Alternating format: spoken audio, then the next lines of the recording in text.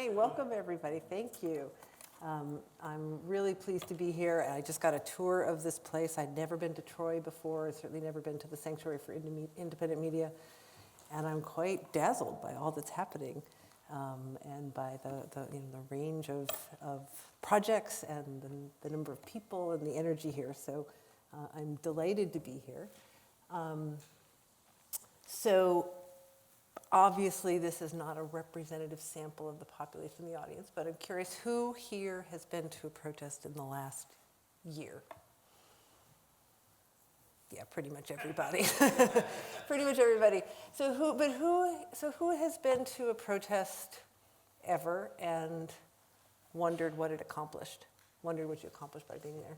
Right, that's pretty much everybody too, right?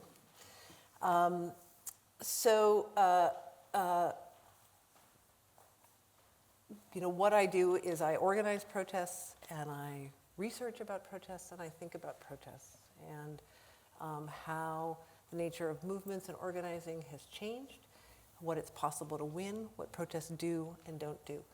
So I'm gonna, I brought some slides. I'm gonna talk a little bit about the history and situate us in time. And then I wanna open up to some conversation about where we are now and what it's possible to achieve. You may or may not be aware of this, but right now, the period we're living through now, since Donald Trump took office, there are more protests taking place than at any comparable period in US history.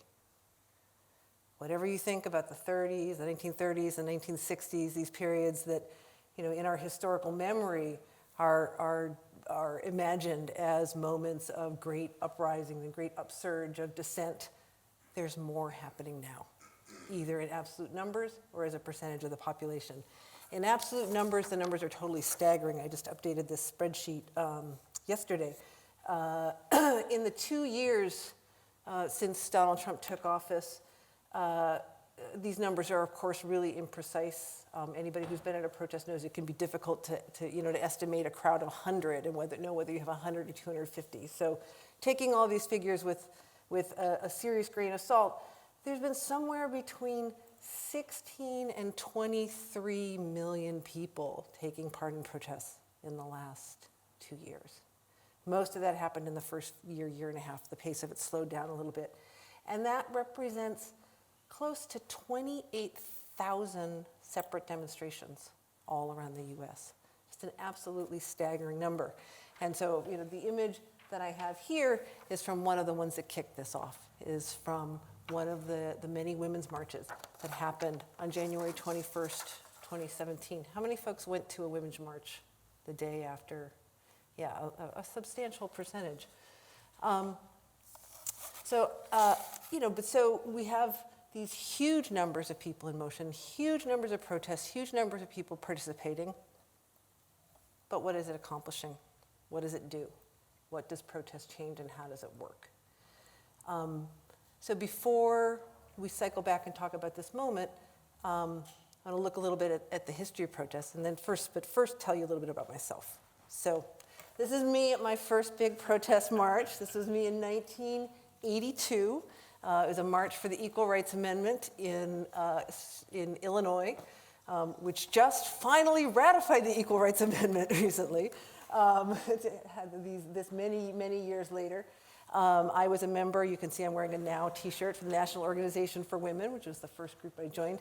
And after I attended this protest, although it did not work at passing the equal right, persuading the Illinois legislator to ratify the Equal Rights Amendment, I never looked back. I had the bug, and I have continued organizing in one form or another ever since. And I've been involved in a range of different kinds of protests.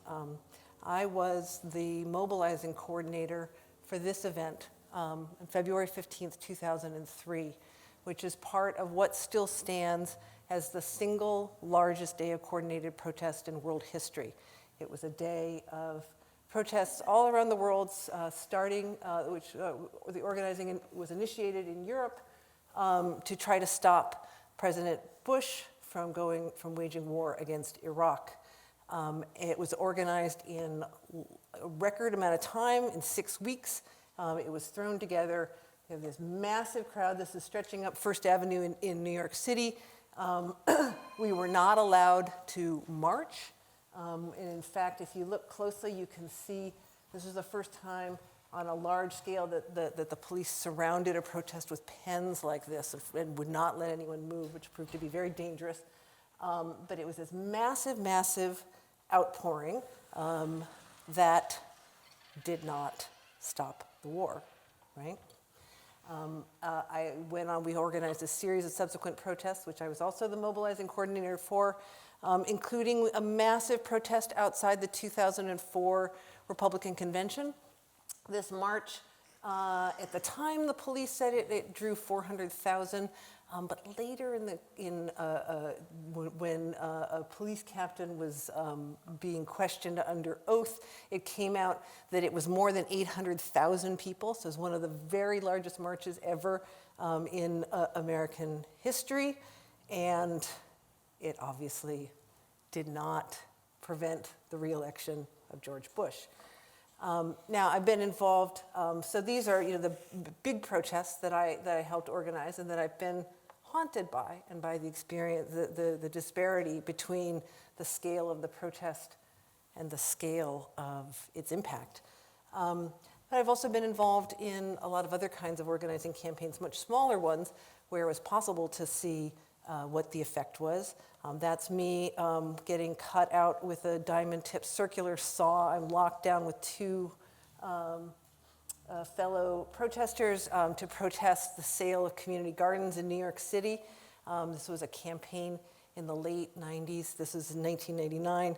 And we did a whole series of things, including these kinds of sit-ins. We smuggled 10,000 crickets into police headquarters where they were holding a city land auction, brought it to a halt. And that was the last time they sold off community gardens at an auction in New York City. So we won, and all over New York City, there were more than 100 community gardens that were saved as a result of this, despite they weren't saved until a year later. And then very recently, here's a picture of the photographer. T.W. Collins is here with us in the audience tonight. Just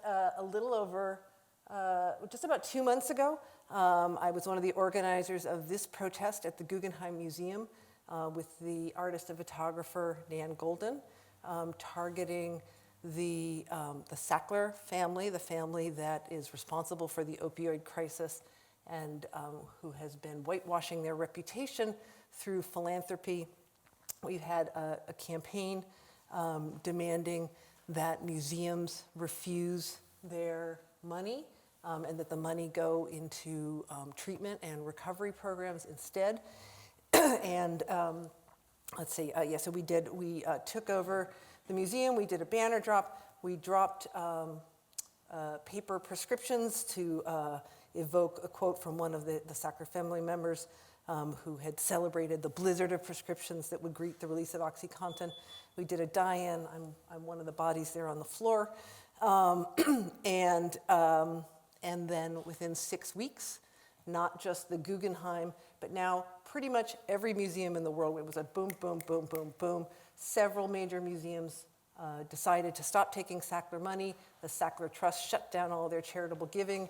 A series of lawsuits named the Sackler family members individually, not just their corporation. So now all their assets are frozen while those lawsuits proceed. So it was an example of a series of very concrete, very dramatic victories in a short term from protest. But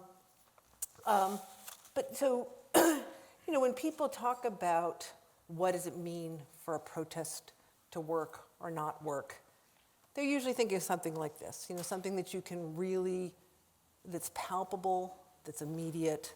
And in particular, when people ask about big protests and what they do and don't accomplish, they usually have one particular model in mind of what a protest should be and what it can accomplish, that being this one, the 1963 March on Washington, the occasion in which Dr. Martin Luther King famously delivered the I Have a Dream speech. And this is an event that still inspires people, that still moves people, that crystallized the vision and aspirations of the civil rights movement in a way that was majestic and enduring, and that has also been heavily shrouded in myth. There's a wonderful book I would point you to by Jean Theo Harris that's called A More Beautiful and Terrible History. That's a revisiting of, it's a look at the myths of the civil rights movement and how they've been used to kind of discourage and delegitimize subsequent movements, and how in that mythologizing, certain aspects of the history have been elevated, other parts have been erased. But one of the things that goes along with that myth, and the myth about this event, which was unquestionably historic and unquestionably had wide-ranging impact, is that we think of it as having been the cause of this, the signing of the 1964 Civil Rights Act. And in our minds, when you look at popular discourse, when you see there's always these think pieces that after a series of big mobilizations, do protests still work? They will invoke the 63 March on Washington. They will talk about the legislative victories that happened in 64 and 65, portray them as necessarily linked, as if there hadn't been intervening events like the Birmingham bombing and the assassination of John F. Kennedy that might have also influenced the course of events. And so they kind of give this outsized credit to the 63 March, which is then used to discredit every other march. The 63 March became a model for protests ever afterwards. It was the first time there was a mass march of this nature in American history, which is a fact that surprises a lot of people. We have these ideas that that mass marches are a long-standing tradition in America. There were certain kinds of parades and processions and demonstrations and labor strikes. But the 63 March was the first time we had one of these, 100,000 or more people, it was 250,000, marching in the street in a coordinated way, under terms negotiated with the government, with a permit to protest. It was the first time it had happened, and it happened many, many, many times afterwards. This is not going to be that easy to read because it's so many items. But this is not all the big marches that have happened since '63. These are just some of the highlights, some of the more significant ones that have happened in D.C. Since 1963. So it became this model and this habit that movements returned to over and over again, something that people tried to emulate in a variety of movements. In particular, there's a series of gay and lesbian mobilizations. The names would change as the nomenclature changed. So there's the first one was the Lesbian and Gay March. I think the second one was the Lesbian, Gay, Bisexual, Transgender March. And then they added more terms with each subsequent one as the sense of community grew more expansive and more inclusive. But so there's been a whole series of gay marches. There have been a series of additional African American mobilizations, including this one of the largest protests in U.S. history, the Million Man March, which took place in 1995. When I look at this photo, this one, there were such big fights over whether or not it was actually 1 million people or not, that a team of researchers actually took aerial photographs and zoomed in and did a count, and I forget what the exact numbers they came up with. I think it was 839,000. They came with a very precise count, which was close to 1 million, but not quite. There was a series of major pro-choice mobilizations. This one, the March for Women's Lives in 2004, vies for it could be the largest single march there's ever been in Washington. It's a little hard to tell. Once you start getting over 1 million, it gets really hard to count people. But this one was like 1.2 million people marching, just absolutely massive mobilization.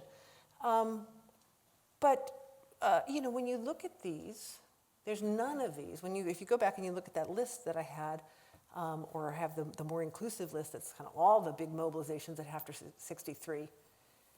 And you take an honest look at them, you can't say that any of them worked as a short-term pressure tactic leading to legislative change or immediate reforms. That's simply not what they do. And so one thing I want to flag early on in this conversation is that the dominant discourse that we hear, that protest doesn't work, that's partly a reflection of this, partly the fact that these protests, the largest and most visible protests, do not work in one particular way that we're told is the way that protests should work. Now, they worked in other ways that are in fact some of the ways that the 63 March worked as well, and that are harder to pin down. You can't point necessarily to a piece of legislation, but certainly, like if you look at the example of the lesbian and gay marches, those were really important milestones in the evolution of a movement and the formation of a community, and often in people's individual lives. They often were very life-changing experiences for the people who attended them. If you look at the example of the pro-choice marches, I don't need to tell anybody in 2019 that the fight for reproductive rights has been a difficult slog. And these marches, particularly that happened during some of the eras when attacks on reproductive freedom were most acute, again, it's very difficult to say whether or not they can be credited with helping hold off greater erosion of reproductive freedom than we were already seeing, but you could arguably make that case. And they certainly help sustain a sense of fight and momentum around those issues and visibility around those issues. These kinds of things, sort of changing the conversation or the spectrum of debate on an issue, are very hard to pin down. And it's very hard to say, the next day, well, that's what it did, because the impact of those unfolds over time. But nonetheless, this is, they're real effects. I don't want to say that every one of these marches, quite honestly, when I look down the list of all the marches, and even if I look down the list of the marches that I personally helped organize, there are some of them that I look at and say, that was not worth doing, right? That was not worth the time, the energy, the resources. There's a way in which all movements run into the risk of falling in love with certain tactics and just using them because it's what they know how to do, or it's what they've formed their identity around. This happens a lot in direct action movements where people will kind of grow to love the experience of the adrenaline rush of being involved in a certain kind of disruptive direct action, and will return and engage in that whether or not it actually makes sense in a particular moment. And mass marches, there's a quality of that in American history where they become kind of a fallback when movements don't really know what to do, but they want to do something big. They do a big march. And when movements want to kind of rally people together but can't think of some other more creative way to do it, they hold a march. So, to some extent, the mass march had really become, I think, particularly by the early 2000s, by that period when the big Iraq War marches happened, this had become routinized. It was, kind of a ritual of protest. A meaningful ritual. Rituals obviously serve deep needs, but there's a certain sameness to a lot of these mobilizations until we get to 2017 and the women's marches. And what happened with the women's marches was really different from anything we've seen before in American protest history. And it helps us understand what's different in ways that are both good, bad, and neutral, about the resistance to Trump, about the grassroots organizing and these millions of people in motion. What's different about this moment from other waves of protest in American history? So this is obviously the Women's March in Washington, D.C., but it was only one of hundreds and hundreds of marches all around the country. Here's New York City, 42nd Street, where there were so many people that you pretty much couldn't move. It was just jammed. Here is Los Angeles. That was the mayor took that photo. Here's Chicago, where there were so many people that they were told that they couldn't march because there were so many people that it would be dangerous. So people went ahead and marched anyway, took over Lakeshore Drive. So the big cities of America were all flooded with these record numbers of protests, so many protesters, so many, that you couldn't move, or you had to spill out beyond the spaces that had been pre-negotiated in order to hold these protests. But they were also, this is Boise, Idaho, right? Massive protests for Boise. Here's Jackson, Mississippi. And here is Kodiak, Alaska. There were, in total, so this chart underestimates a bit. In the end, it turns out there were more than 650 women's marches that happened on that same day in January 2017, which was until that point the single largest number of coordinated protests on a single day in American history. We've blown through that record now several times over. We now had some days with close to 1,000. It's part of what's happening in this moment. But 650, past coordinated days of protest. Like for example, in the early 2000s, when people already had the use of the internet to coordinate and share information, partly through the indie media network that this institution grew out of, you would maybe get 150, 200 cities to take part in a coordinated protest, which was about the same number of cities where that happened in the 1960s. So it was a fairly stable number. And with the Women's March, this wasn't the first time that there had been some other things where numbers were a little higher. But this just broke a record. To have this many communities where people were organizing protests, people meaning mostly women, they were women's marches, but not only that it would be women who would continue to be overwhelmingly in the majority of all the organizing work that I'm going to talk about that came out of it.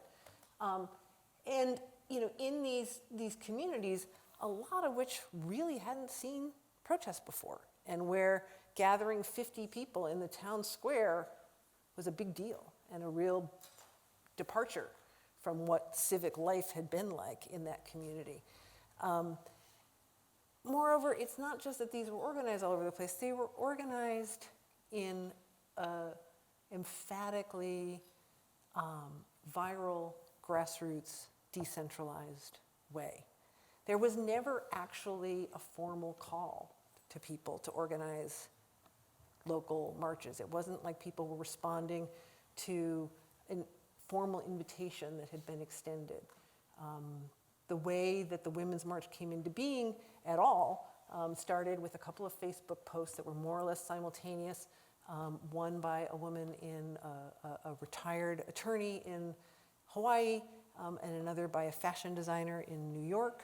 The night after Trump's election, saying, this is horrifying, we need to have a women's march, and it was first called the Million Women's March. And these Facebook posts went completely viral, and all the organizing that happened kind of after huge numbers of people had already RSVP'd. Tens of thousands of people had already RSVP'd and said they were coming, like long before anybody had thought about, where you would rent a porta potty or anything else. And very quickly, people in other communities started saying, well, I don't think we're going to make the trip from LA all the way to DC. Let's organize a march in LA. Let's organize a march in in Milwaukee, let's organize a march in Boise. Without, there wasn't yet, the Women's March as an organization didn't exist. There was no Women's March organization to send out an invitation. It was a groundswell. And that is so unprecedented and so extraordinary. And it has affected the character of everything that happened since. So we have, these 650 some communities where the women's marches happen, and what happens in the aftermath is you see this incredible surge of new groups forming. A lot of them first formed within the context of the Women's March. The Women's March put out a call for women to form huddles, which were like small discussion and organizing groups. And then for various reasons, which are completely understandable if you've been in the midst of one of these, big mobilizations, and then imagine turning this big, groundswell mobilization into trying to form an organization, they weren't able to follow up. So women formed these little groups all around the country just a few weeks after the women's marches, and then the Women's March organization did not have the capacity. There was a data sharing problem, like they couldn't actually even contact the people. So they didn't do any follow-up for quite some time. But in the meantime, some former congressional staffers had issued an action guide, the Indivisible Guide, and invited people to be part of a network that would be locally led, where they said, we're not the leaders of this movement, you are. And here's a map of what turned into 6,000 indivisible groups that formed. This is by 6 months after Trump's election. There were 6,000 functioning indivisible groups all around the country. To get a sense of what that number represents, we've heard a great deal about the Tea Party and their influence on American politics. The Tea Party, at its height, had 600 to 800 groups nationwide. So Indivisible is almost 10 times that size. These are not the only resistance groups that have formed. It's the largest single network, so it's something to point to get a sense of like the geographic spread. And once again, you see, how the ubiquity of these groups. There was the ubiquity of these protests and the ubiquity of these groups, reaching into lots and lots of communities where there had not been a, progressive, feminist-led organizing project ever, right? Again, so we can't say that these groups were created by the women's marches, right? When we think about what the relationship is between those two things, and so you think about, well, how do you talk about what the women's marches did? And this gives us a sense of what it means when a march opens up a sense of power and possibility that people didn't have before, right? For people to feel inspired to start all of these groups and to continue the work of organizing. Some of what they did was organize these many protests that I was invoking for, but as we know, a lot of what happened in and around these groups turns into this. This is a map of the midterm election results. This is something that, this is from the Washington Post, and so the way that they analyze the data, it's going to be hard for you to read the words, but you can tell the arrows are showing districts where the district shifted to the right versus districts that shifted to the left. And you can see how the preponderance of blue arrows out there. And you can see how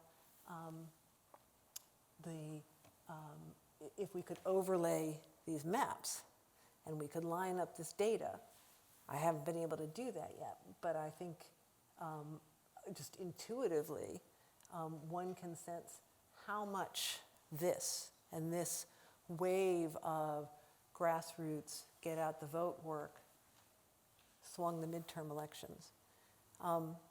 So like, was it worth marching? You know, absolutely it was marching. But what a march does can be something very different from this idea of it as a concentration of force designed to exert pressure. Right? What the women's marches were doing, they weren't really concentrating power, they were like opening up power, opening up political space.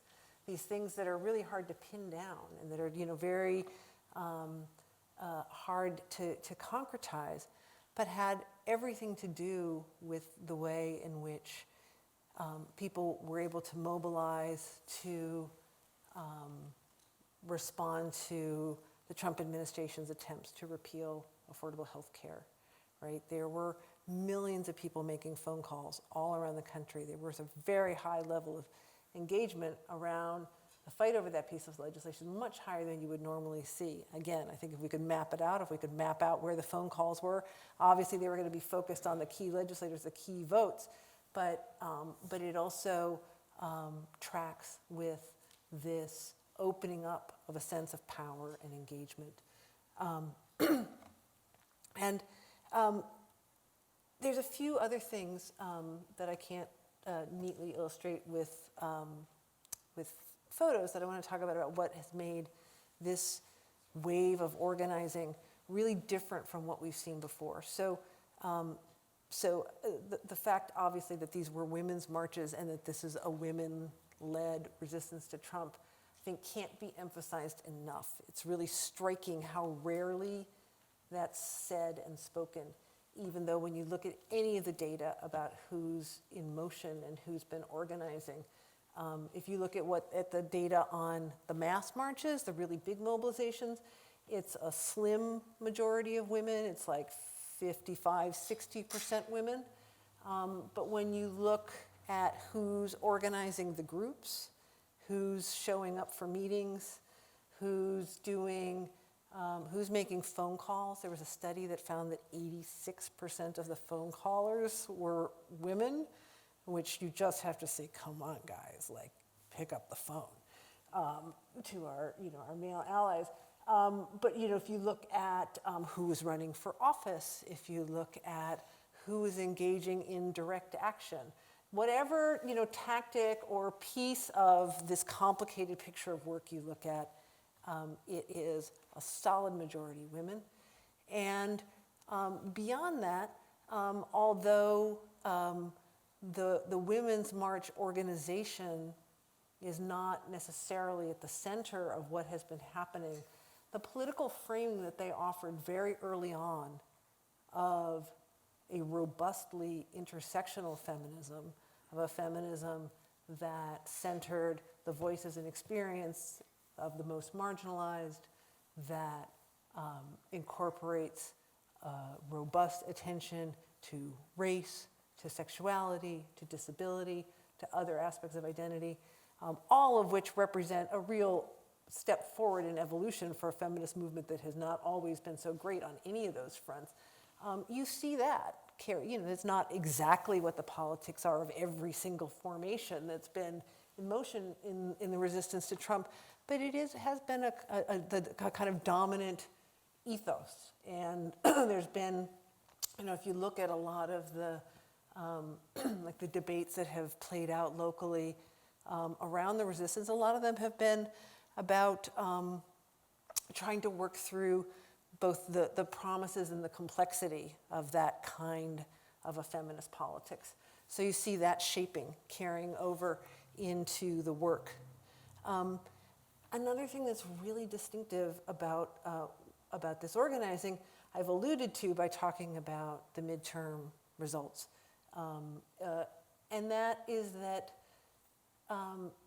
this wave of protest stands in a different relationship to electoral politics than we've seen often in the past, and certainly than we had seen in the previous couple of decades, where there oftentimes was a real gulf between the world of protest politics and the world of electoral politics. They were really very separate realms, and people elected to engage in one or the other, but you didn't see a whole lot of crossover. And in fact, sometimes you saw disdain, and where a lot of protest politics were emphatically outsider politics. There are models along the way. I'm thinking in particular of Barack Obama's first presidential campaign, where he mobilized, a massive volunteer army. So you see these moments where the Democratic Party is using grassroots engagement as part of its electoral work. But what had happened with that, what happened certainly with organizing with Barack Obama's grassroots army, was it was mobilized and then demobilized once he was elected, right? The last thing a candidate has an interest in doing is continuing to mobilize a base of people who are going to hold him or her accountable for their campaign promises, right? That's not what a candidate's going to do once they're in office. And what's really different about what's happened now is we're seeing so very high levels of engagement in electoral work, but not, generally speaking, under the rubric of a candidate or the Democratic Party. It's happening through all these other formations. It's happening partly through these grassroots groups, partly through the kinds of things that, we're probably sending you text messages on your phone all throughout October and November, whether it's the move-ons or the swing lefts or the Working Families Party or any of the organizations that used digital organizing to mobilize people and connect them to canvassing opportunities, or text banking, phone banking,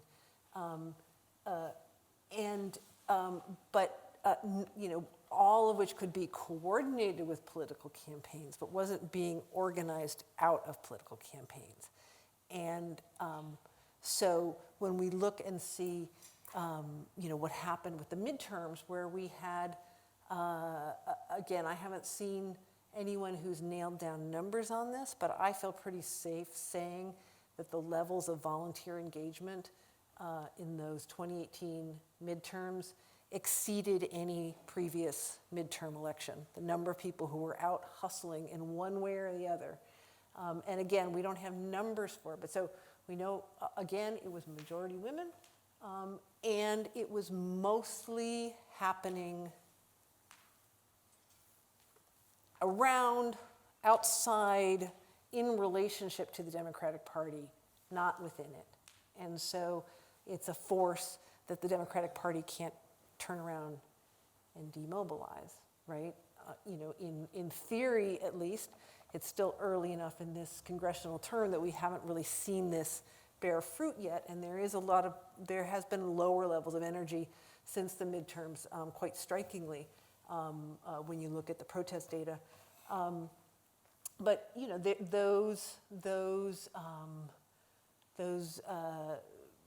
volunteers are still mobilizable by all of the entities that mobilize them in the first place. There's a kind of independence and the possibility of a continued level of grassroots engagement.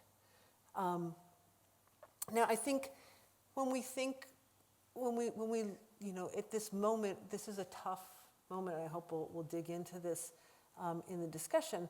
This is a moment now when the weight of 2 years of this kind of organizing, is falling heavily on all of our shoulders, where a lot of people are feeling tired, exhausted, burned out, pummeled.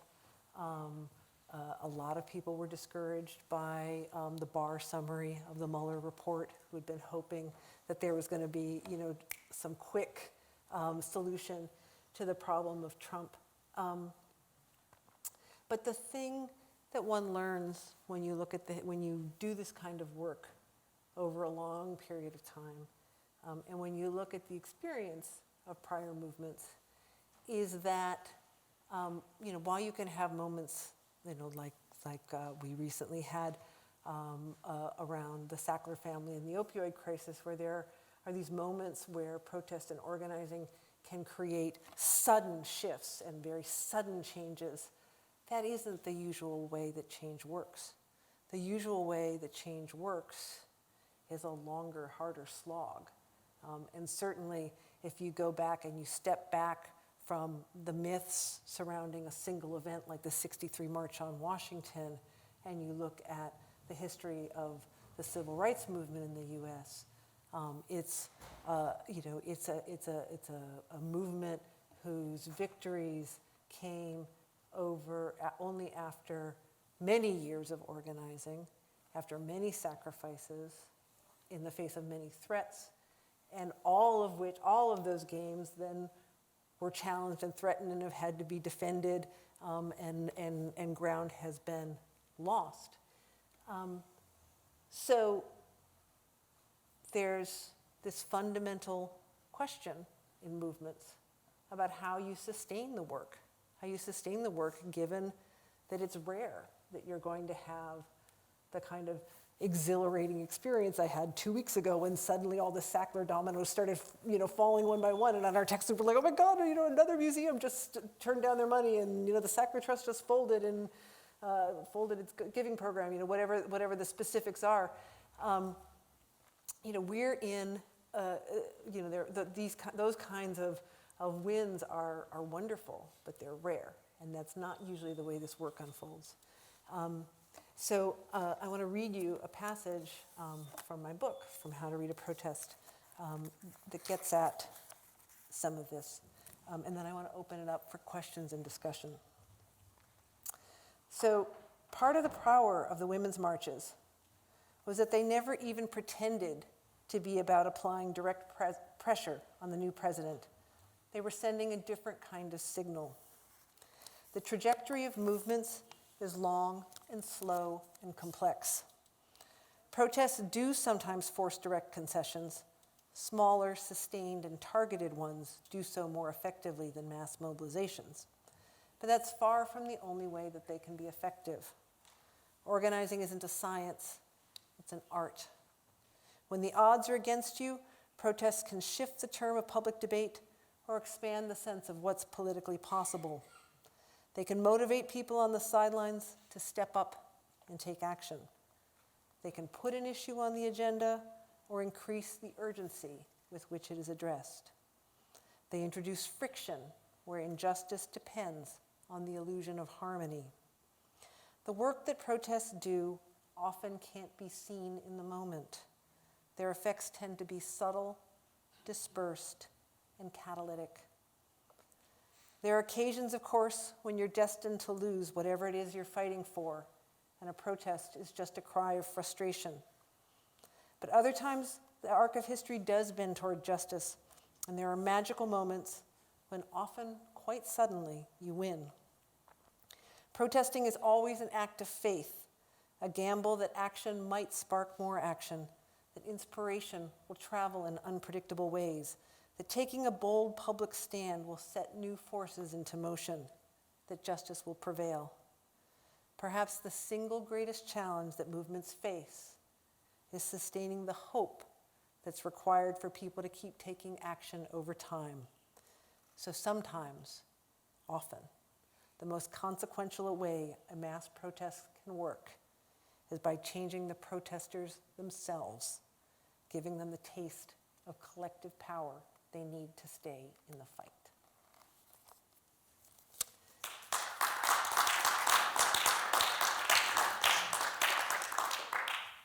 So we have a microphone somewhere for questions? Yes? Or Steve's working on that? Yeah, since we're videotaping, we won't get the question if you don't come up here and ask it. So, you also, if you could. And then we'll Oops, and I will not step on, yep, I was standing on the cord. And you'll be the moderator, Ellie. All right. Does anybody have a question they want to bring? Yeah? Want to start us off? Sure.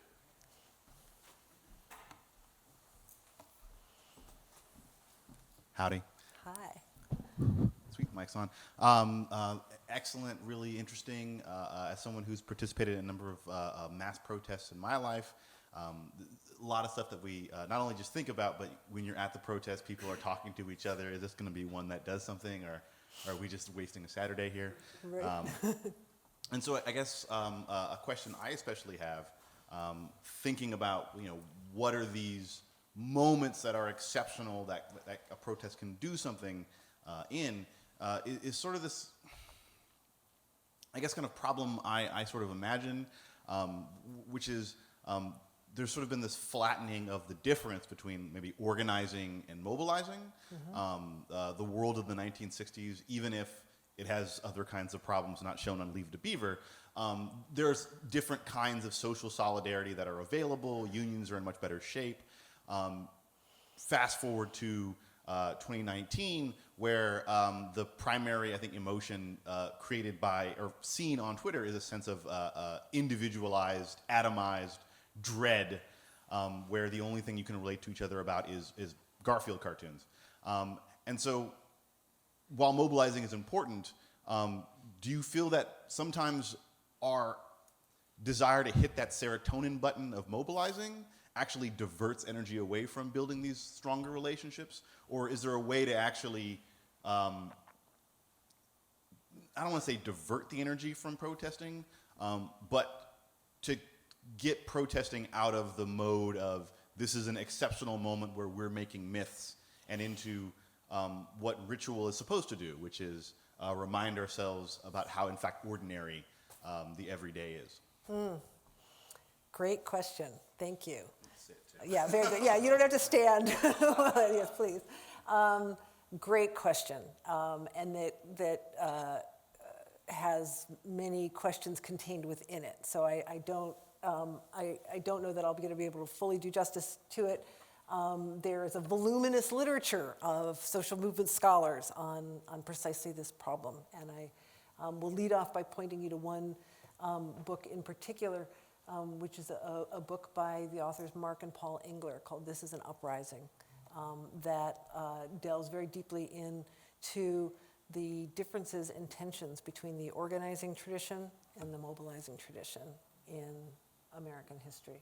So, so the organizing tradition, is as this gentleman was suggesting, it's strengthening relationships between people and building power in organizations, which is often a very slow process. It's very it's very methodical. It takes a long time, and and as you're suggesting, it's a kind of work that in a lot of ways is going at cross purposes with other atomizing forces of our time. There's, I'm giving you all a whole bibliography here, but there's another really wonderful book called Diminished Democracy by the sociologist Theda Skocpol, which looks at the decline of voluntary associations in American history. We used to have the 6,000 individual groups is an impressive number now. 6,000 groups was not an impressive number in the heyday of voluntary associations in America, where that's often how people spent their evenings. People might belong to multiple voluntary organizations. It was the kind of membership that was very concrete, like you paid membership dues, you had a card, they had membership rosters, as opposed to like the way that you can belong to Move On now, right? You've signed up for their emails, and maybe you engage with them, and maybe you don't. Like there's some aspects of the membership may be pretty active. A lot of it's very passive, and overall, the membership. You're a member of the resistance if you consider yourself a member of the resistance. There's not like dues or membership organization. So those kinds of organizations have been in decline for a long time, and they started declining pretty substantially by the early 60s.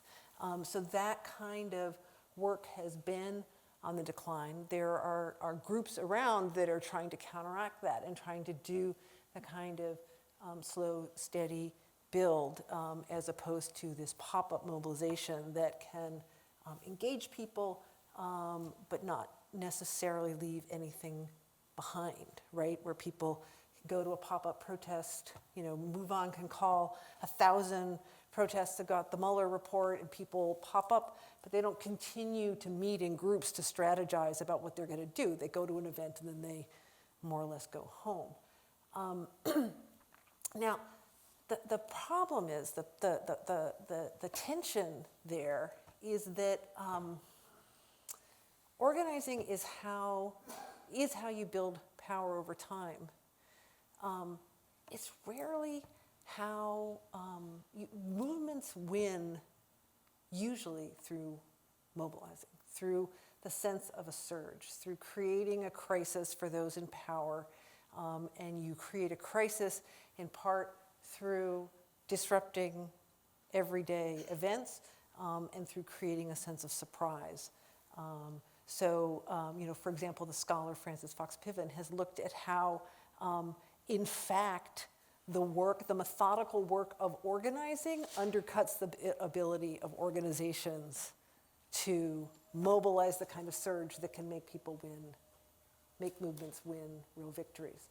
So it's a really complicated question this time, because I think the forms of organization that we're seeing are the things that people are like voting with their feet to join are mostly decentralized, locally rooted groups that maybe like look to national groups for guidance, but they set their own agenda and do their own work. There's not the kind of tight coordination that we associate with the organizing tradition, where you can kind of like, where a union can like steer its members to all engage in a single fight.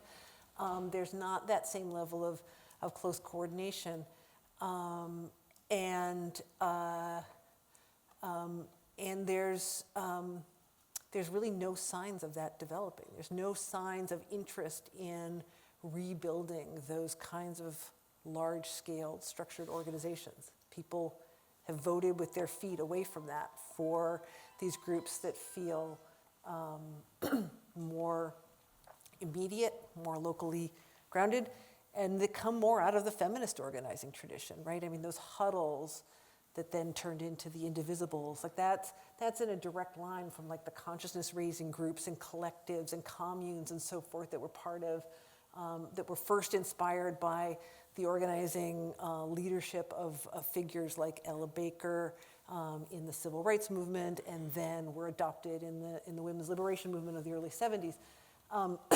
So I guess what I'm saying is like you're absolutely right that there's a fundamental weakness in the overemphasis on mobilizing, even though mobilizing is often how we win.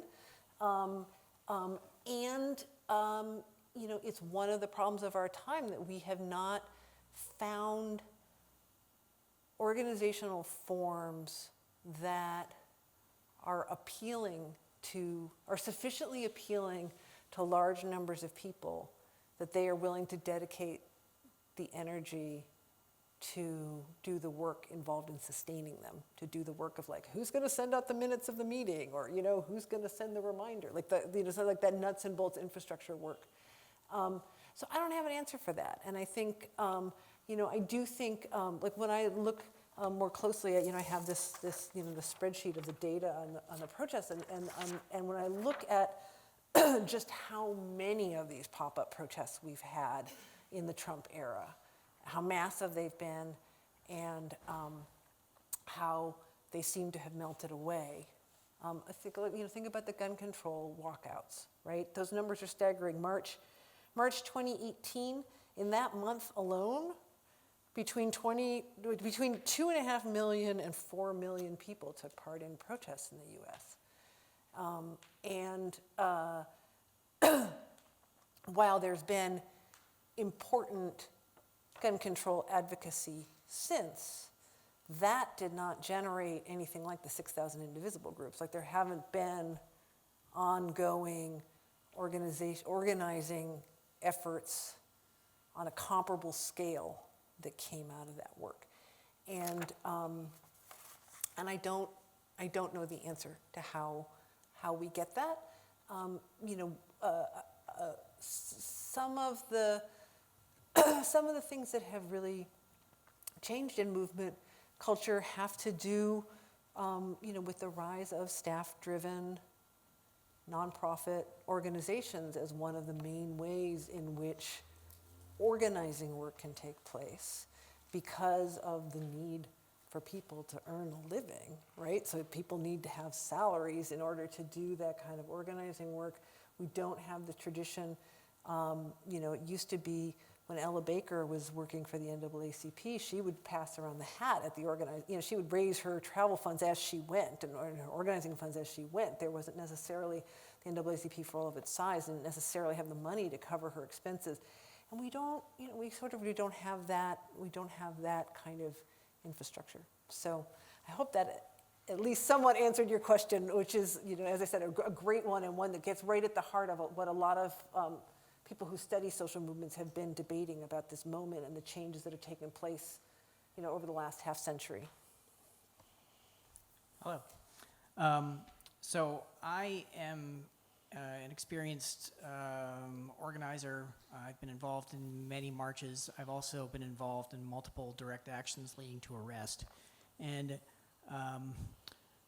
first of all, one comment that came up in my mind as you were speaking is that it's very misleading, I think, to judge the effectiveness of protests in this current administration because the person in charge is essentially blind to them and couldn't care less about them. But he may serve as the model in the future in terms of weathering the news cycle and ignoring it after that, because it's like a blip and it goes and it goes and it may not amount to much. What I'm increasingly seeing is that people are considering direct action to be more viable, and I have thought, especially in what was happening in 2012, 2011, 2013 in New York in terms of anti-fracking, Governor Cuomo, that you kind of fuse the two together. You have large-scale mobilizations, and you do things like, you know, sit down in traffic for 4 hours or something like that. So you send a message. Most people are currently unwilling to do that, but the main thing that I think people are wondering about with protests is, okay, so I'm going to go be there for an afternoon, then I'm going to leave, and then it's over and it's done. Have we accomplished anything? But I'm curious what you think about direct action being fused to this and actually disrupting things like pipelines or like transportation of fossil fuels or other things that affect the business cycle and political machinations. Thank you. Yes, I have a number of thoughts on this, and it's another great question that covers a lot of ground. And so I'll preface it by saying that my political roots really are in the direct action tradition. That's where I've done most of my organizing work.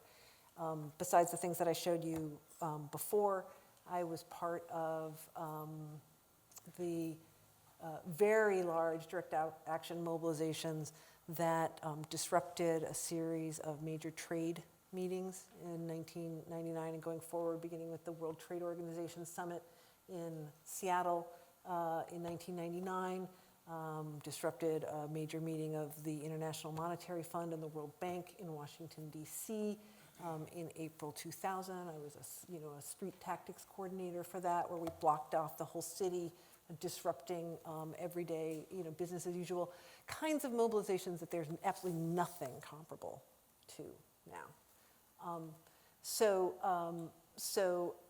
I have spent a lot of time organizing direct action and seeing the way in which it can, as I alluded to in that passage that I read from the book, that these kinds of small targeted protests can often have more dramatic, if they're done well and they're done right and they're targeted, can have more dramatic results, certainly relative to the level of participation than a mass mobilization. Since Donald Trump took office, there has been strikingly little direct action, which is a whole topic in and of itself of why that's happened. Now, over time, the numbers have crept up. I don't have a complete update on the numbers of arrests in direct action protests under Trump. They are now, at this point, for the 2-year total, is somewhere around 6,000 to 8,000, maybe 7,000 to 8,000 total protest arrests, which is starting to get to be a pretty robust number. A big chunk of those are around the Kavanaugh protests. More than 1,200 were from the Kavanaugh. There were more than 1,200 arrests in the Kavanaugh fight. Before that, outside of the Kavanaugh fight and the large sit-in that happened in the same space in the Hart Office building around the family separation policy, where there were 600 some arrests in June of 2018, a lot of what you see are the kinds of things that you were alluding to. Oftentimes movements that had started before Trump took office, like the movement against pipelines, right? And actions that involve a relatively modest number of people engaging in disruptive direct action. So you see 20 arrests or 25 arrests or sometimes 10 arrests or 50 arrests, but you don't see 750 or 600 arrests. These smaller, more targeted actions. There's quite a few. There've been quite a few of them in the Trump years around police brutality, in continuation of the Black Lives Matter movement. You've seen them around the pipelines. There have been a lot of them around immigration. There's been a lot of actions against ICE that have involved arrests, but not a whole lot else. And so I think, first of all, part of what's striking about fights like the pipeline fights, there's a parallel in the fight that I've been involved with around the opioid crisis, is that direct action is one way to win real victories when the federal government is an immovable target, right? That there are ways to win by targeting other, by focusing your energies on other targets than our government, right? So that's one lesson about direct action in this era. You're right that that Donald Trump, I do think that the size of the Women's Marches got under his skin. I don't think he just shrugged that off in the way that George Bush shrugged off February 15th, 2003. I think it really did bother him. But he's not a shameable figure. He's not gonna, it would take like a mass disruptive popular uprising for him to really be shaken, and we have no signs that is in the offing. There's been very little of that, in fact, ever in American history.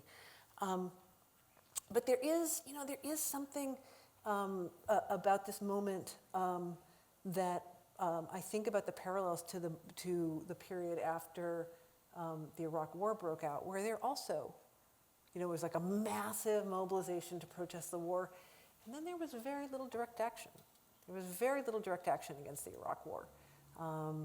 Outside of the San Francisco Bay Area, where there were actions that shut down the financial district, there were things here and there. Of course, there were people who put their bodies on the lines, who were committed pacifists, who took actions, but there wasn't anything on a large scale. There just simply was not. And there seems to be something about the kind of political moment that engages mass mobilization that somehow seems to discourage disruptive direct action. I think one thing that's a little challenging to find a way to talk about, a lot of what has held people back in the Trump era has been fear. And in particular, as some of you may know, on the day that Trump was inaugurated, there was a anti-authoritarian, anti-capitalist march in Washington, D.C., where a couple of people smashed a few windows, and the Washington, D.C. police surrounded everyone in the group, some 200 people, and charged them all. Well, and then because of Washington, D.C. does not have statehood, it went to a federal prosecutor. And the federal prosecutor, this was the very first Trump prosecution, right? Trump Department of Justice prosecution, charged people with multiple felonies. Thus, all the charges were ultimately dropped, but only after people went through a very harrowing experience, had to go to multiple court appearances, lived in fear of the consequences of these prosecutions, had large numbers of people doing support work who might been doing other political work if their energies hadn't gone into the legal defense. So that one event certainly had a substantial chilling effect on direct action under Trump. But I think we need to name the fact, people will say, I've heard people say when they raise this question, they'll say, well, maybe people are, there hasn't been much direct action because people are afraid of the consequences. And I don't think that that's a very compelling explanation. When you look at who has been doing direct action, it has mostly been people with the most to lose. It has been the most vulnerable. If you look at who did direct action around the healthcare fight, it was folks in wheelchairs and folks who are living with HIV and people who are medically fragile who were putting their bodies on the line. When you look at a lot of the actions that have happened around police brutality, it has been folks in the Black Lives Matter movement who are at the highest risk of police violence who are engaging in risky action. Whereas when you look at a lot of who has been marching, it is, there's data on this. It's the single largest demographic group are middle-class white women who, who are not at the highest risk for severe consequences in encounters with the police. So that, so that the fear, well, I think, and I think when you look at you look at these 27,000 protests that have happened under Trump, in the Trump era, while there certainly have been moments of problematic policing, this has not been an era, this has not been the most repressive era of protest policing we have experienced. I have experienced far more repressive eras in my lifetime where, there were periods in New York City where, under Giuliani, where when you went to a protest, you didn't know whether they were going to just block off both ends of the street and arrest everybody in between. That happened. And then they didn't just arrest you, but they would, hold you for 24 to 36 hours. And then you'd be charged with a couple of misdemeanors, and you'd have to come back for a whole series of court dates. I mean, really pretty bad consequences for somebody just walking, sometimes even on the sidewalk, just to go check out what was happening at a small rally. And for all of the terrible, ominous things that have happened under the Trump administration, our political space, the forms of dissent have mostly been pretty tame, right? It's mostly been legally permitted marches and rallies, but the space for those has been pretty expansive, relatively speaking. So I don't really know why we haven't seen more direct action. And the direct action that we've seen has been those mass sit-ins that happened in the Hart Office building. They were the kind of direct action where you're not going to go to jail for 36 hours. Where people, and two of them, people didn't even get handcuffed. They just kind of got processed out in a grassy field, and they were released within a couple of hours. They were really low bar to jump over for participation, which is great as an on-ramp for getting people used to the idea of engaging in direct action. But it's there have not been actions whose there have not been large-scale direct actions whose disruptive character is meets the egregious character of the Trump administration's actions, right? We haven't seen people shutting down ICE in the way that we shut down the WTO.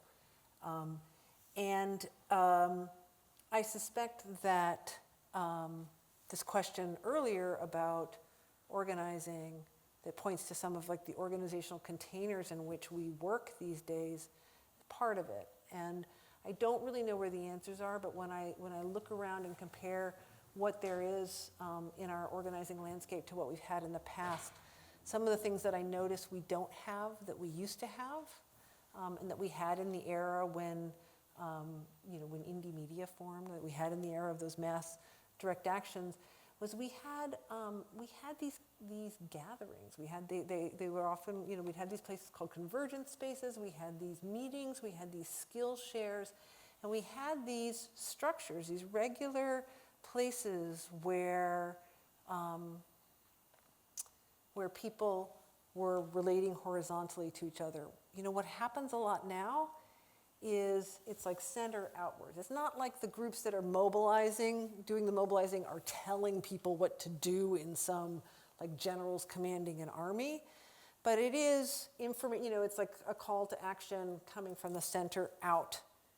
And there's really no structures, like there's no way for you to really give feedback to move on about how you feel protests against the around the Mueller report should unfold, right? You get the information from them and you decide to do it or not. It's a voluntary participation, but there's not like a structure of engagement there. Right? This is not said, this is just the nature of this kind of organizing. But also what there isn't, like those 6,000 indivisible groups, for instance, there's no structure for them to really connect with each other. It all goes through the national, right?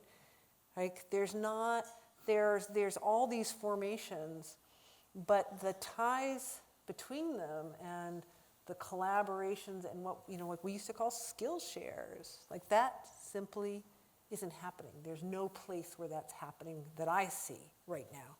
And I don't know that in itself would translate into direct action, but I sure bet it would translate into a lot of conversations about direct action and about tactics and strategy and what we're doing that we're not doing. Right now, a lot of the conversations about strategy, they're either happening in the little local groups or they're happening among like staff people in national organizations. And there's not a lot of other places where that's happening. So. Listening to you, one thing that is really exciting is hearing you ground what's happening today in this deep vein of history. And we here are a media nonprofit, and there's no question that the media landscape has shifted in so many ways, in both a very short time, but also looking back over the course of the past century. And I wonder how you think that plays a role in how things work today. I don't know. I probably want to turn that question around to you and to all of you here to answer, because I don't know that like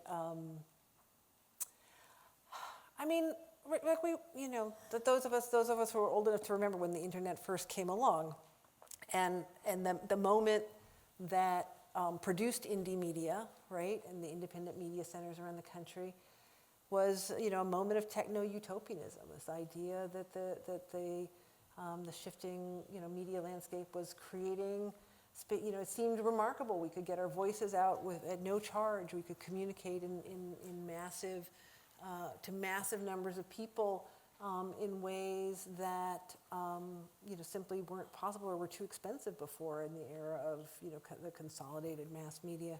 We all know that rosy view proved to be overly optimistic, and that none of us had foreseen the rise of social media, the corporate control of social media, the bifurcated media landscape, the right wing, the consolidation of Fox News as a major propaganda outlet, Sinclair Media extending that propaganda machine into local media markets.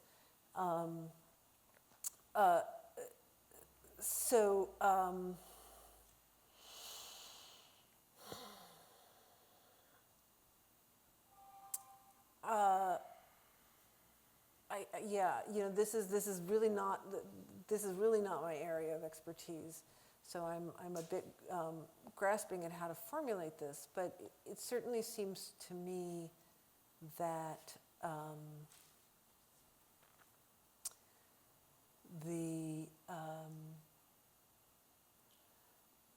the rise of social media as the major media that we use to communicate with each other has gone hand in hand with the atrophying of certain organizing practices that brought us together and connected us in the past.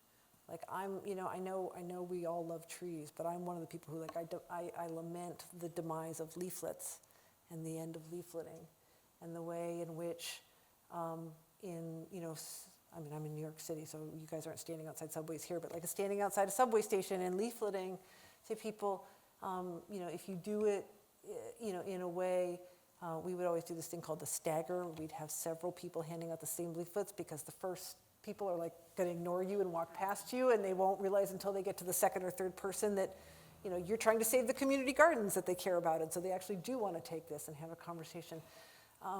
But we all know that the conversations that we have on social media are not typically deep and fulfilling. And there's and we have this idea that we now can connect so rapidly and so quickly that we don't appreciate. There's this famous story about the Montgomery bus boycott, right? Like we all know. I imagine in this room that everyone in this room knows that Rosa Parks was not just a tired woman who decided to sit down. She was a trained organizer who had made a strategic decision about when to sit down and engage in that protest. What a lot of people don't know is that there was a network of women, of women's clubs who had been waiting for the right moment and had been organizing and had set up a system so that within, I think it's 24 hours, maybe 36 hours of Rosa Parks' arrest, they had photocopied and distributed 50,000 leaflets to pretty much every black household in Montgomery without white people knowing that it had happened, so that everybody knew to take part in this bus boycott. I mean, this extraordinary, it's almost as quick as sending out a mass email practically, except it relied on deep ties between people. So I don't know that this answers your question, but I think whatever kind of gifts and new powers of communication we have gotten through changes in the media landscape,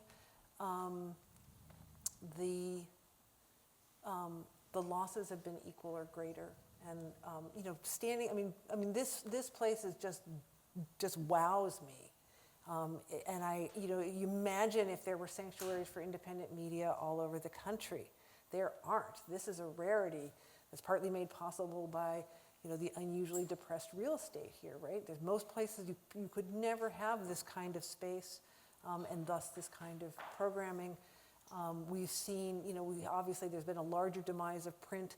Like a lot of the projects that came out of the cluster movements of the 60s, the independent bookstore, like the feminist bookstores, the gay bookstores, the black bookstores, the newspapers, the community centers, all of that's gone. It's all gone, or just or there's a holdout here and there. As any of you who work in media know, it's much harder to support yourself as a media worker than it was a generation ago. So there's this way in which yes, we all have access to these powerful tools, but the overall effect, I think, is more disempowering than not. I think it's an extremely challenging time, and that this work of that this organization is part of figuring out how to develop and sustain spaces of resistance within that is hugely important. Hi. My question is around having organized both small scale and large scale kind of protests and actions. What, from a logistical and planning perspective, did you find to be the kind of differences in, organizing something at the Guggenheim versus organizing, say, like the Women's March? Is it just a sense of scale, or are there more substantive differences between how you prepare and organize for each of those?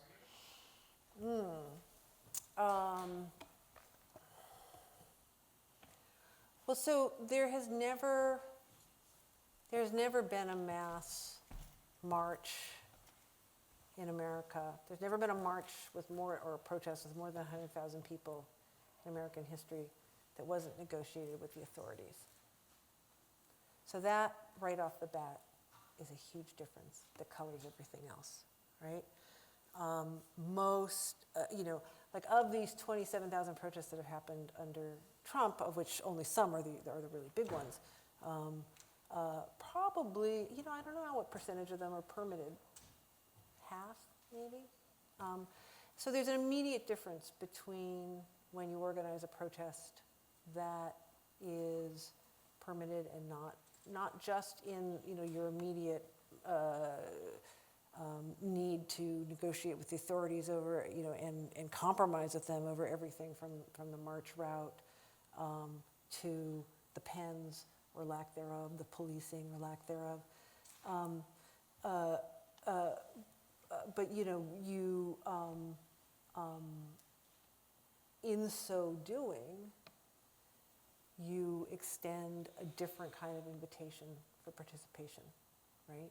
So most of the smaller protests the direct action protests that I've been involved in, it's a modest group of self-selected people. This is not a place, and oftentimes like something like the Guggenheim action. So the Guggenheim action,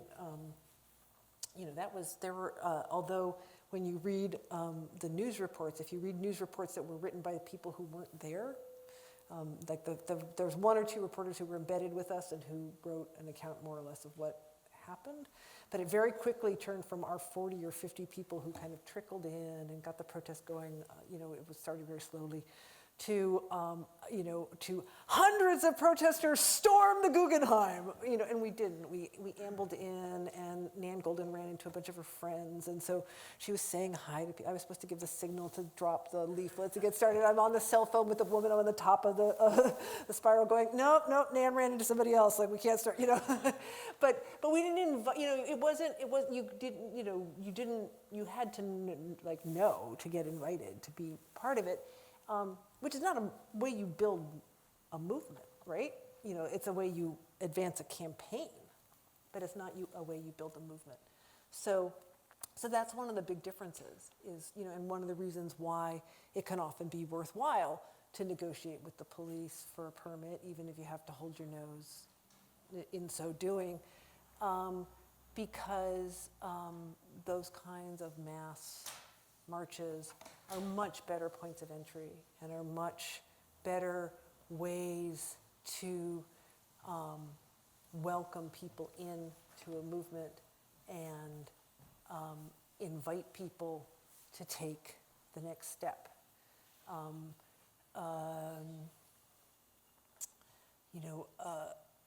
don't know, to me they're so apples and oranges that it's a little hard to compare the organizing processes. I think the way that they happen has changed a lot. A lot of the way, like when I went back and I looked at like exactly how did those 250,000 people get to the 63 March on Washington, and about half of them got there on buses, and got there on buses that were organized by groups, because back in those days, organizing a bus, like you basically had to be an organization with a budget because you had to put down a big deposit. There's a lot of money involved in a bus operation. So it would be like the NAACP and CORE and SNCC and so forth would organize the buses, would take the financial risk. But about half of that number, about 125,000 people, came more or less spontaneously in their own cars or mass transit, probably decided to go within the last 48 to 72 hours. And when we have our mass mobilizations now, we don't so much have that first bit. We don't, like, one of the things that was really striking that was different about the way that the women's marches happened in 2017 was the bus operation. I mean, this sounds like super, super geeky, and it is. But for the first time, there were like crowdsourcing apps for bus reservations. So no organization had to hold on to the financial risk of reserving buses. People could just sign up for bus seats, and they could add more buses as there were enough people to sign up for bus seats.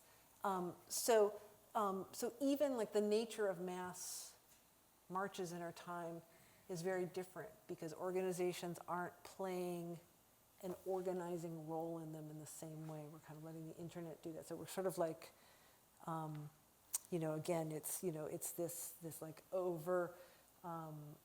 overly developed mobilizing culture, culture of mobilizing and demobilizing. Whereas a smaller protest, kind of by definition, it's going to be people who have worked together and know each other. It's often, our protest at the Guggenheim, it was the same core who had done a series of previous protests and who meet every Wednesday night in somebody's living room and plan. So there's a different kind of, usually, connection. It's very rare. You can sometimes have a small protest just because you call it and not many people show up. But usually a smaller action that's more disruptive, that's going to be, a more intensive planning experience. That again, even even a generation ago, there was more of that character in a mass protest than there is now. A mass protest now is much more, I think, loosely structured in the way they come together. As we've seen, they're not necessarily loosely structured in what comes out of them, what people feel inspired to make out of them. But in the way they come together, there's very weak ties between people. Yeah.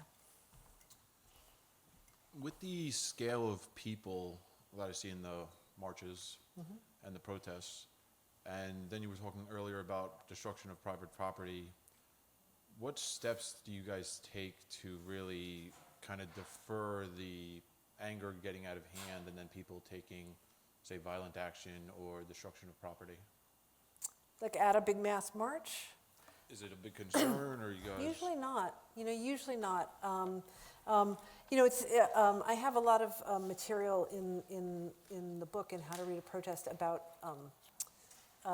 the organizing of the '63 march and how this climate of fear that things were going to get out of hand shaped the organizing choices in that march. Since it was the first time there had been a mass mobilization on that scale ever, and since it was an African American mobilization, there were these very high levels of very racist fears that the minute that you got, at that point they thought there were going to be 100,000 people, that if you got 100,000 black people together, there was sure to be violence, and they took all of these crazy measures to keep things from getting out of hand, including they shut down all the liquor stores in Washington, D.C. that day. Like, how insulting is that, right? And that was something that the authorities did. But the organizers, they had a force of 2,000 off-duty police officers and firefighters who were there as peacekeepers. And one of the things that I didn't get into this talk, but that's a major theme in the book, is I use the signs that people carry as protests as a way to get into some of these issues about how the nature of organizing has changed. Because I made the very startling, to me, discovery that at the '63 March on Washington, you couldn't bring your own sign. All the signage was controlled by the march leadership. And if you had a sign that wasn't approved, which some people did, I found one example of one in looking through hundreds and hundreds of photos of the march.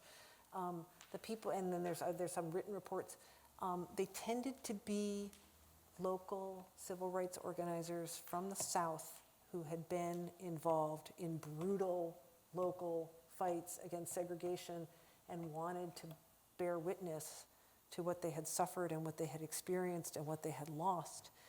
And they got surrounded by the marshals and their signs were taken away from them, right? So this there were the only violence that there was associated with that march was, people may not realize, but a number of marchers were beaten up and attacked and assaulted on their way home from that march. There was no violence at the march.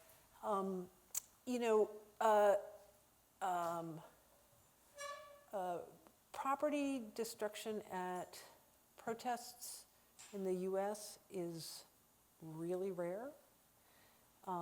We're not France. In France, they like to put together a barricade and fuck shit up a little bit. Can we say that on these cameras? If we can't, you can bleep me out. But that's not been a big part of the recent American protest tradition. And it's true that in the Republican convention march that I showed you an image of, that some people lit a float brought a dragon float or something. It was a dragon, and they lit it on fire in the middle of the crowd, which was like a really stupid, dangerous thing to do. But I don't know. My experience with these mass marches is that they have never felt like occasions when things would get out of control. They tend to be pretty carefully controlled events, and they tend to unfold as predicted. So much so, I end in the final section of How to Read a Protest. I talk about one of the few times that we did have a mass protest that kind of turned into an uprising in U.S. history, which was in, I wish I had this photo show. There's this photo that I didn't get in the book, but that I love. So it was 1970, right? Richard Nixon's in the White House. The Vietnam War is increasingly unpopular. Nixon invades, bombs Cambodia. Protests break out all around the U.S. This is May 1970. Campuses shut down every place. And at one of them, Kent State University, the National Guard opens fire and kills 4 nonviolent protesters. And pretty much every campus in the U.S. shuts down after that. And there is a call for a national protest in D.C. that is the fastest that any big protest was ever organized. It was organized in 10 days. It's the one where they didn't have a permit because there wasn't even time to apply for a permit. And so there's this, what turned out to be like 100,000 people come to Washington, D.C. The Nixon administration hastily issues a permit to them because they want them to have a permit and get them to have a sound system so they'll listen to speakers instead of milling around. And Nixon is so freaked out by this that he surrounds the White House with a barricade of buses, of 60 buses, where they park them end to end and they deflate the tires. And I found in the archive at the Swarthmore Peace Center, I have one of these photos in the book. So, all these long-haired hippie peace freaks show up really pissed off. They're trying to knock the buses over. They're trying to climb over the buses. They're like skinny white hippies. They don't succeed at any of it, but but they're trying. And there's basically a siege of the White House, right? There's this and I have this aerial photograph where you can see the buses and you can see people are lined up. Basically, there's a nonviolent siege of the White House. And when you look at presidential histories, it rattled Nixon, and it was one of the things that made him increasingly desperate and convinced that some kind of exit strategy needed to be considered from the war. And we haven't, it's never, so I had this, the day of the Women's March in 2017 in Washington. At the end of the day, so in contrast, the contrast that I draw in my book, in contrast to those controlled signs in the '63 march, the 2017 women's marches, they were the most handmade signs I've ever seen at a mobilization. And it kind of goes with this bottom-up, viral, groundswell. People were moved to express their feelings in that moment and make signs. Again, there was never a memo, there was never a call to, just what people did. And at the end of the day, people started piling up the signs outside the White House and making like an impromptu barricade. And I found myself fantasizing that day about what would have happened if we had just stayed. Right? What would have happened if we, not forever, maybe just the evening, maybe just till the next morning, but just long enough to be breaking outside the container of what was expected in one of these marches. Totally nonviolent, just hang out. And would that have sent a different signal? Would that have conveyed a different, what some sociologists call threat signaling for protests? Like, does a protest really signal a threat that you've got a movement behind you that can continue to mobilize? I think it would have, and there was no way that was going to happen. We have this form that we've developed and that we can see it's changing. It's changing in this new media landscape. It's changing in this new political landscape. It's accomplishing different things and generating different kinds of motion, but it is not yet generating that kind of uprising, which could be what was needed to prevent a lot of what's unfolded since. Any more? Got one more question?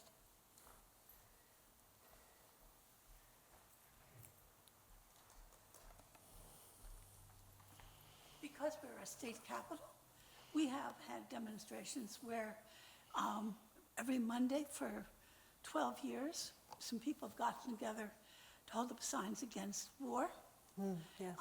starting the Monday right after 9/11. Yeah. And we've had Quakers stand in front of the state capitol every Wednesday at noon. What do you think of these ongoing small demonstrations? As a very frugal older person, it always worries me that we spend so much money to get to a large destination. Yes. But I also feel like I helped, waving an American flag at the anti-war demonstration in Bethlehem on Mondays afternoons. But it was so hopeless. Yeah. It lasted and lasted and lasted, and nothing ever changed. But I'm interested in the contrast between that and whether it has any productive value. Right. Well, certainly when I use the phrase about protesting as an act of faith, that is that style of protest is an act of great faith, and the tradition that it comes out of is a very religious tradition of bearing witness, and when you look at what some people in that the tradition that produced that style of protest, these weekly vigils, you'll read things that say our goal is not necessarily to be effective. Our goal is to be faithful to the truth, and is to stand for some values, whether or not we're able to enact them.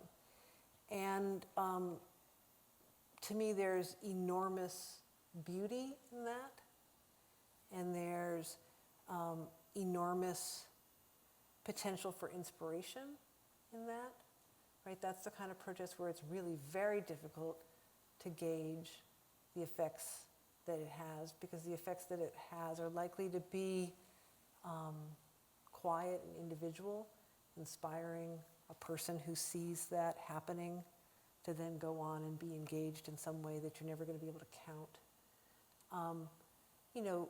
Those are not actions that are designed with short-term instrumental goals in mind, and they don't work in that way. So, you know, they, you know, for instance, and you do exactly see, it's precisely in those fights that seem so important and so unwinnable that you see that kind of activism the most. It's why you see that people who've been working on nuclear abolition, right? You know, an issue that affects the survival of humanity. Staggering stakes, and one in which, you know, most of us have kind of given up on because it seems so hard to win. We thought it was hard to stop the Iraq War. How do you stop the Perma War that we're in right now, where you don't even, like, can anybody even name how many countries we're at war with? Like, who, you know, it's all a sort of formless landscape of military supremacy. And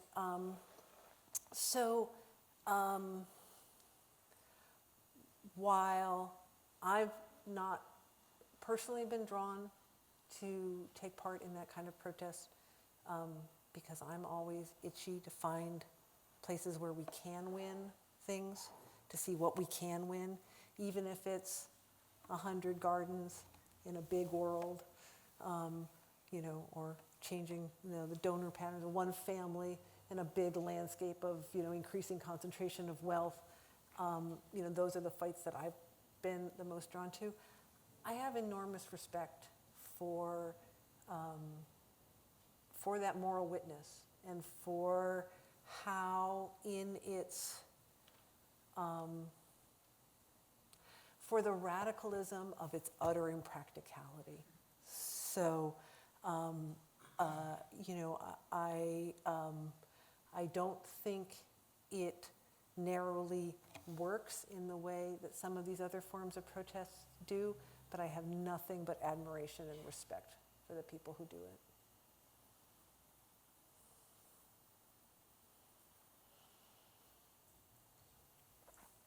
All right, well, I'm going to stick around. If anybody has follow-up questions, I'll have books for sale if anyone is interested. Thank you all for these wonderful questions. And thank you again to the Sanctuary for Independent Media for hosting me. I'm really quite dazzled by what you've built here.